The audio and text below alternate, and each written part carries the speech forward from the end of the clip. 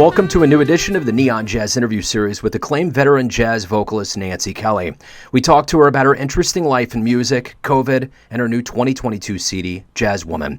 She has a solid fan base from around the globe for her classic swinging style, taking listeners back to a time when jazz, including vocal jazz, was an authentic expression of real emotion.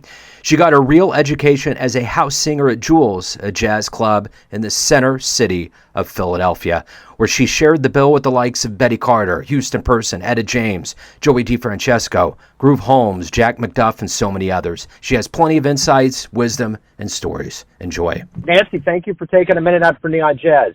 I appreciate it. Well, it's my pleasure. Let's start off with Jazz Woman, and, I think before we get into the making of this album, I want to know, right now the world's opening up, things are getting better, we're on the back end of this COVID thing, hopefully. How does this release feel in particular at this time? Well, it's very uplifting, and it feels great to have something that's alive out there in the world, and moving and growing. And right before the whole pandemic thing, I had just released that Remembering Mark Murphy record, and we were planning tours and things were going on, and, everything stopped. So hopefully we follow this along and pick up where we left off and start over. It's a very good feeling.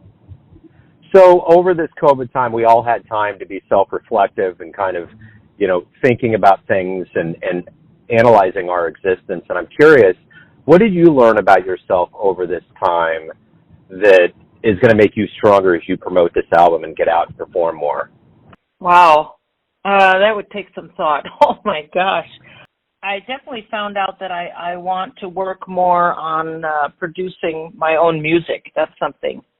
Over the years, I've done like so many jazz artists do. We reimagine standards and release them. It's the first time I've had a chance to really sit down and think, hey, maybe I can take a different path and do my own thing. And that was in itself quite an epiphany. There's no question. It just gave me that time to sit there and think about, doing that. Because the jazz world has so much of things that are, as I say, regurgitated. And so having something that is fresh and new, hopefully, is a welcomed thing. And I'm hot on that path, Joe. Let's talk about the album. Talk to me kind of about the concept and the idea behind it. Well, it's very basic. It wasn't hard to figure out what to do because I had written these. I have like 30 of them. There's all different styles. That's the fun thing about it, which I'm also risk taking. Instead of just staying in one lane, I'm going to move out. Many jazz people have done that through their careers. But I wrote them a long time ago, and if you have the album cover there? Yes, I do. Yourself? Yeah. So that picture, which everybody can see if they go anywhere on my site and look up the CD, that picture was me when I was about 30, maybe 28, 30. So it was right during the era of when I was recording this music, when I was composing it. And we did some little recordings of it here and there and this and that, and I just, for some reason, it just sat. I don't know. I didn't go back to it. I thought it needed a lot of work, and the pandemic allowed me that time to sit and rewrite parts that need to be rewritten, and to just bring the whole thing forward. I was very concerned whether it would be relevant to the woman I am now, and I think it's pretty cool. I think it's fun. I mean, that whole tune, Jazz Woman, is like a history of my singing career, and I questioned whether I should be so honest, But I talked to several people, and they said, "Yeah, why not?" So there was that, and the whole idea of just putting that Nancy on the cover just all worked. I did that all myself, by the way. That's the other thing I do, which is graphics and computer stuff. And I designed that whole thing inside and out.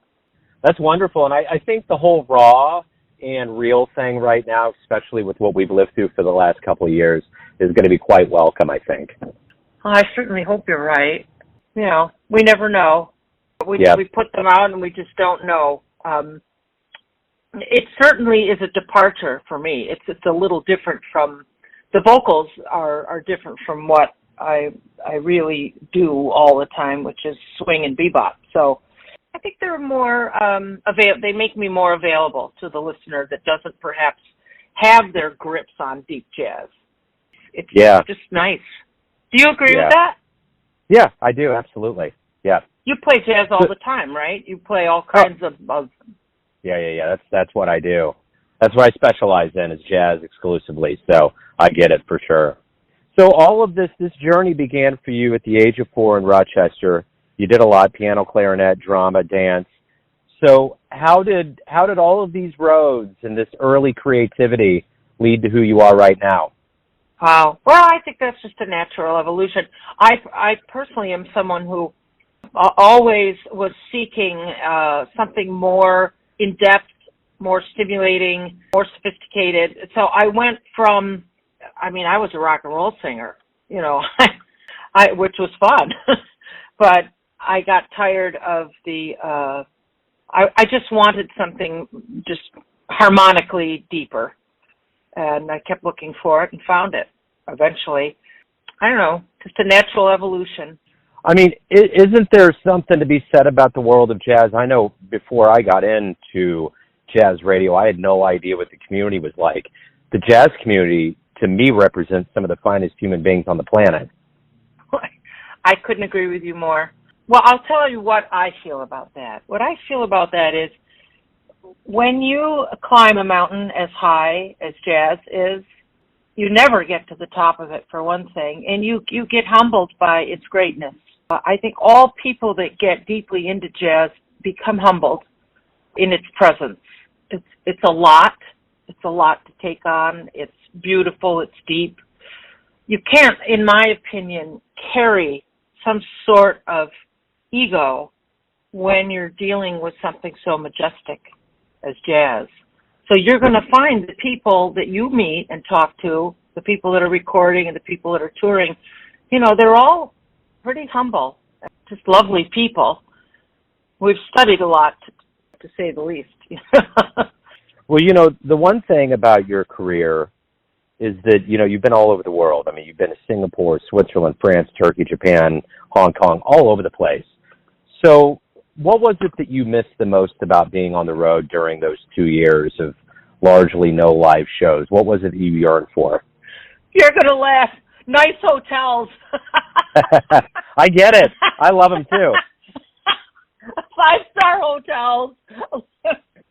Lobby calls with a list. Not every tour is like that, you know. Yeah, I miss that. I mean, we really traveled in style, so it was so fun. I mean, I've done my share of schlepping around like anyone, but you know, the last couple tours were really great. Really great. I love that. I love being able to do nothing but the music.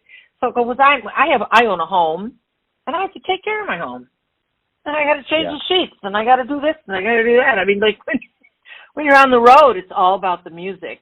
And this is another funny thing, is that I like being able to take a nap in the afternoon, get ready, because singers.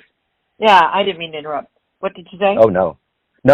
I agree. I absolutely agree. I'm a parent, so I don't know what naps mean anymore. It's crazy. They're a thing of the past. Well, you know, singers, and then we have a whole different life on the road. Like, everybody will get to a city, and everybody will want to take that day off and go roam around, and I'm resting because I have to rest my voice. I can't get too overdo it and not be able to sing. So it's a lot. I say I need to go on the road so I can get some rest. Absolutely. Absolutely. It's just a joke. I mean, when you got to get up at 6 o'clock and get on a plane, that's not fun either. But well, you know, the one thing about your career too is you've been around pretty heavy people like Betty Carter, Houston Person, Etta Jones, Joey Defrancesco. The list goes on. What did you learn from them legends and luminaries that you in turn use to like mentor and tutor younger players that you get around? I mean, to get to that level, you realize how hard someone has worked and how dedicated they become. I think something that, Joey, I knew Joey, his parents, he was 12 when I was working in Philadelphia Jazz Club. That was the spot to be in Philly at the time. His parents would bring him in and he'd sit in. He's 12 years old. I mean, it's all he did. I mean, it's all they do is music. And it's something you learn, you know, you don't get to that level by doing it as a hobby. And I guess that's a factor of that is something I definitely pass along, that this is a life you live. It's not something you do when you have free time, you know, and you study the music and you work hard at listening, you know, and you learn. I guess I picked up a lot about, you learn about the business from those people, and you learn how it revolves and evolves, and you learn how to deal with people. And of course, I'm dear friends with Houston person, so we've been talking for a long time about all kinds of stuff. And Betty Carter, she was in the club, but I didn't get a chance to talk with her much. But boy, just sitting there and listening to her is all the education anyone needs, right? Yeah, absolutely. You know, and being at this, you definitely have longevity behind you. What has been kind of the key to longevity and like what you look forward to the most in your being a professional musician? Being the age I am, I have seen the music business go through several iterations. Would that be a word? I guess. I mean, when I was young, I had a label that did everything for me. Didn't have to do anything but show up for the gigs, you know, agents and the whole thing. So they did all that for me. And then as CDs began to kind of change and turn over to the digital world, we all had to kind of reinvent ourselves, you know, and anybody that's still alive today has gone through that process. We had to embrace the internet. We had to embrace learning how to do a lot of the promotion ourselves. I mean, if you're not one of the 4 or 5 top people on what few jazz labels are left, the rest of us are all working our tails off, trying to promote, trying to move forward, trying to get good gigs and all that sort of thing. Put together little tours. I don't put together big ones anymore because it's a bit taxing on me. But you know, I do little stints out and back, and it's a lot of work. We have to do it all ourselves. That's the way it works now. And the thing I'd like to see, though, I would like, now that we're back out, I mean, I'd really would love to be doing a few of the festivals. It's a tough thing to kind of get in on that because it's kind of decided by people with big labels and stuff. So it's tough. You got to do a lot of begging, Joe. Yeah, I get it. Believe me, I get it. You know, it is tough. So let's say you have a dream tonight and you run into your younger version from around the time, let's say from the picture on the album, or, you know, when you were beginning to become a professional, and you could give your younger self one piece of advice based on what you've learned throughout all these years. What would it be? Oh, don't fall in love with the guitar player. That's a bumper sticker right there. I would say so. Man. Oh, there's a lot of things. You know, that's one of those double-sided answers because most of us realize that all the things we went through made us who we are today. So would I change things? I certainly wish I had made some different choices. Yeah. But who doesn't? You know, yeah. But it all forms you, and it all turned me to who I am now. You know, we've all made mistakes. We've all made great choices and bad choices, and I don't think I'd change any of them, really. You know, it was tough. Yeah. It was tough back being young and being the center of attention and keeping that all under control. And I've been doing it a long time now, so I don't. I bring the attention on, please. I like it. Somebody's lying if they don't. Absolutely.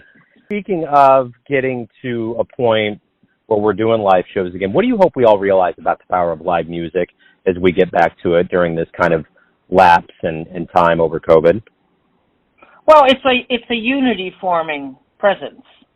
One of the things that I've noticed, because we have a very divided country, as we all painfully know, these people are coming to shows. I would say it tends to lean towards a certain direction with jazz, but we still, we don't know who's in our audience.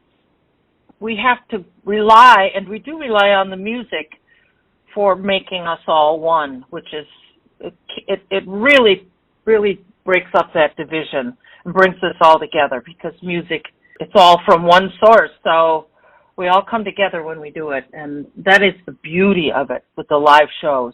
And people are hungry for that. I think you're finding people, my shows have been packed. I've been blessed with that since I've been out. Packed. Everything. People can't wait. So everyone has a perception of you, your family, your friends, your fans, but ultimately you live your life. Who do you think you are? Well, that's a multifaceted, God. Somebody asked me that once and wanted a very spiritual answer, and now I don't know which one you're looking for. No, I'm looking. This is open-ended. This is definitely just kind of, this isn't getting too deep into the jugular. This is just kind of, just whatever comes to mind. I'm a very dedicated musician. It's a life that is hard for others that are not in that. It's a little difficult for them to understand it. Like, when like a family member just retired from doing a job all their life, and they're sitting here going, "Oh, you don't ever stop working, do you?" I said, "Nope." And even if I had $1 million tomorrow, I would still pursue the music and the creative endeavors. I mean, it's almost an uncontrollable force that pulls you to create. And what you're giving the world is priceless. So it's a win-win, and it keeps me out of trouble, Joe. Yeah, I like it. That's great. I think all of it does. It does the same to me, too. So, Nancy, thank you for taking a minute out. Thanks for talking about the album and your life and music. Good luck with everything as we move forward. Oh, thank you so much, and thank you for having me on. It was a joy to talk to you. Thanks for listening and tuning in to another Neon Jazz interview, where we give you a bit of insight into the finest singers in Philadelphia, New York City, Kansas City, and spots all over the world, giving fans all that jazz. Thanks to Nancy for her time, music, and stories. If you want to hear more interviews, go to Famous Interviews with Joe Domino in the iTunes Store. Visit neonjazz at youtube.com, and for everything Neon Jazz, go to the neonjazz.blogspot.com. And for everything Joe Domino related, go to joedomino.com, and there you can donate through PenPal or get involved through Patreon. It would be appreciated. Until next time, enjoy the jazz, my friends.